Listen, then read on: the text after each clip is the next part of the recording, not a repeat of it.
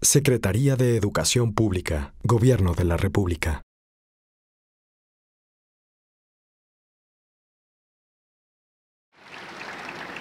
Por todas estas razones, era muy necesario y fundamental poder hacer una reforma educativa que transformara de fondo todo el sistema.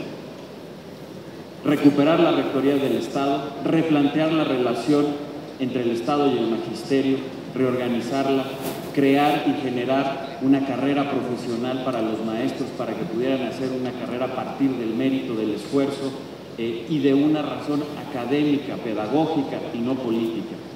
Replantear los planes de estudio, replantear los contenidos, replantear la organización de las escuelas, en fin, todo lo que ha implicado la reforma educativa y el nuevo modelo educativo, que es una pieza fundamental de esta transformación educativa. Y gracias a esa reforma, hoy, para ser maestro en México se tiene que hacer un concurso nacional y únicamente entran los que tengan y estén demostrando que tienen los conocimientos para hacerlo.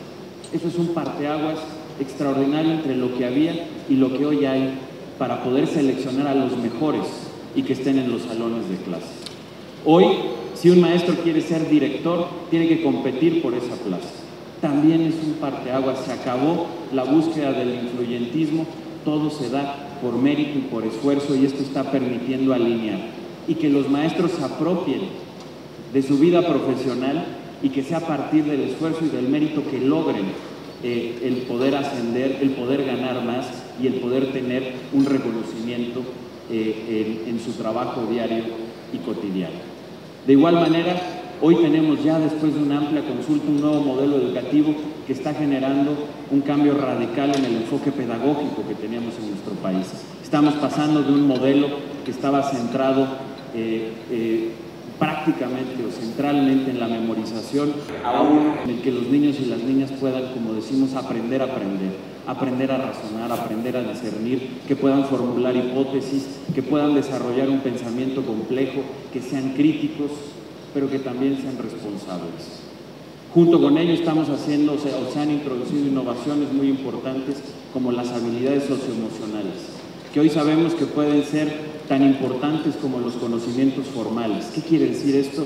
Que los niños y los jóvenes aprendan a autorregularse, aprendan a conocer a los demás, a trabajar en equipo, a respetarlos, a saber hablar en público, a estar seguros de sí mismos, a ser felices.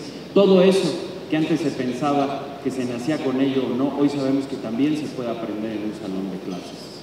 Tenemos un proyecto muy ambicioso para que en los próximos 20 años todo el sistema de educación pública de México sea bilingüe o trilingüe. Es decir, quien tiene una lengua materna distinta al español pueda aprender en ella, pero que también obviamente se aprende español e inglés como una segunda o una tercera lengua. Y en esto hay un programa para que en 20 años no solamente tengamos los maestros de inglés suficientes en las escuelas públicas, sino que todos los maestros hablen inglés y sean bilingües. Al lograr esto, México va a tener se va a poder diferenciar de una manera extraordinaria de cualquier otro país en vías de desarrollo, particularmente con el resto de América Latina. En fin, todo ese proceso es el que hoy está en marcha, es un proceso que va caminando y va caminando bien. Y en ese sentido, déjenme recordarles, porque a veces, y esto es normal, perdemos un poco la distancia con ciertas cosas. Todo este proceso que les estoy platicando, obviamente, ha enfrentado fuertes resistencias. Todas las vimos y los conocimos. Y el momento más álgido de esas resistencias se dio hace poco más de un año. ¿Por qué se daban esas resistencias? Porque había muchos que no querían perder los privilegios que tenían en el antiguo sistema, es decir, el control de la venta y la herencia de plazas, el poder controlar la vida profesional del maestro y ser ellos quienes decidieran quién podía ser director o no, y es decir, impedir que este sistema por mérito y de apoyo al desarrollo profesional del maestro no entrara en vigor. Ese era el fondo del problema. Pero recordarán ustedes que hace poco más de un año llegamos al punto más crítico de ese problema y de ese conflicto. Hace poco más de un año teníamos en paro a prácticamente 4 estados de la República: a Michoacán, a Guerrero, a Oaxaca y a Chiapas. Y no únicamente los teníamos en paro, con la consecuencia de que los niños no estaban en el salón de clases, sino que teníamos un problema muy serio de gobernabilidad. Ustedes recordarán, en Michoacán, por ejemplo, teníamos bloqueadas las vías del tren del puerto Lázaro Cárdenas, generando ya un serio problema económico, porque estaba retrasando mercancías que van del puerto a gran parte de la industria exportadora de nuestro país en el Bajío y en el norte del país. En Guerrero teníamos un día sí y otro también bloqueada la carretera del Sol que conectaba la Ciudad de México con Acapulco. En Oaxaca teníamos más de 80 bloqueos carreteros que habían aislado a gran parte de la población. Tan es así que se tuvo que crear un puente aéreo para llevar víveres a algunas poblaciones que quedaron aisladas. Y en Chiapas teníamos cerrada la frontera con Guatemala y teníamos también interrumpido constantemente el paso entre Tuxtla Gutiérrez y San Cristóbal de las Casas. Esa era la realidad que teníamos hace poco más de un año en función de esta resistencia que había a la reforma educativa. Y afortunadamente, poco más de un año después, podemos decir que los niños de estas 4 entidades han regresado y están en clases. Podemos decir que después de más de 20 años no tuvimos un paro en mayo, que era tradicional por el 15 de mayo, que es el Día del Maestro. Que este ciclo escolar que inició en agosto lo pudimos iniciar sin ningún problema en todo el país, incluyendo estas 4 entidades. Pero que además esto se logró con la reforma educativa avanzando.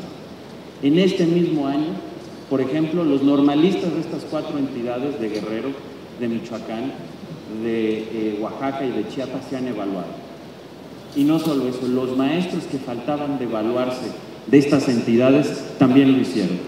El 98% en Michoacán, el 90% en Oaxaca, más del 100% en Guerrero, porque fueron todos los convocados, más un buen grupo, más un número importante de voluntarios. Y el 99.4% en Chiapas, es decir, todos. Y esto se pudo hacer, y déjenme aquí hacer un enorme reconocimiento al presidente de la República. Esto se pudo hacer por la visión y por el carácter que tuvo. Hace más de un año, cuando estábamos enfrentando la situación que ahorita les estaba platicando, hubieron muchas voces que decían que había que cambiar la reforma educativa, que era mejor ceder, que la reforma avanzara en el resto del país, pero que no lo hiciera en estas 4 entidades. Y el presidente de la República tuvo el valor, tuvo la entereza, tuvo la visión de decir que no, que la reforma continuaba y que era lo más importante porque ahí nos estábamos jugando el futuro de las niñas y de los niños de México. Y el tiempo le dio la razón al presidente. Secretaría de Educación Pública, Gobierno de la República.